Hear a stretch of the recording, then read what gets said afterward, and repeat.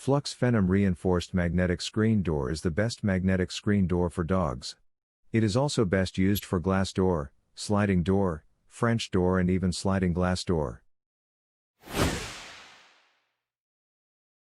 Alright guys, I'm going to show you how to install the Flux Phenom magnetic screen door. The first thing you want to do is size up the screen door to your door frame. It fits any door up to 36 by 84 inches. The front has the polyester border around it, whereas the back side has the Velcro. There are two ways to secure the magnetic screen door. One is with the recommended way is with the thumbtack. That is the most secure way. But if you have a metal or aluminum door frame, you're going to want to use Velcro. So in order to size up the magnetic screen door, it's definitely easier with two people, but I'm going to show you that it can be done with just one. You're going to want, if you're shorter, you're going to want a stool.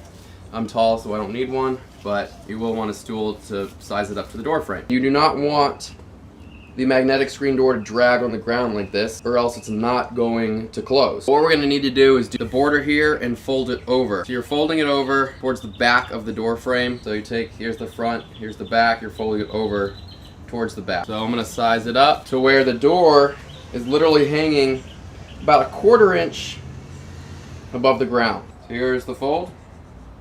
You fold it over, and you're going to put the pin in right at the top. And you're going to want to make sure that it is the same fold all the way across. So you take your first pin, and you put it right through.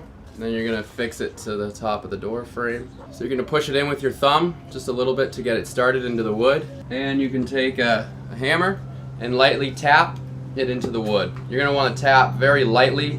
These are not heavy duty nails, they're thumbtacks, but they're all metal thumbtacks, so they're pretty secure, but you're still going to want to hammer lightly. A hammer can do a lot of damage to these if you're hitting it from the side. That little top will snap off. So, and now you're going to do the same thing, making sure that you have the same hem point all the way across the top.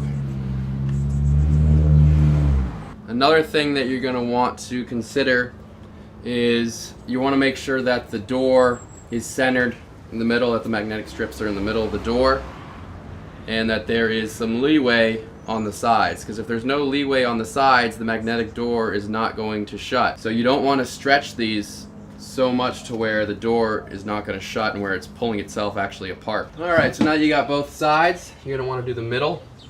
You want to do 2 thumbtacks, one on either side of the magnetic strip. And you're also going to want to keep making sure that the bottom of the door is about 1/4 to 1/2 inch above the ground. And push it into the wood. A little tap, and one in the middle. We can go ahead and start doing the sides.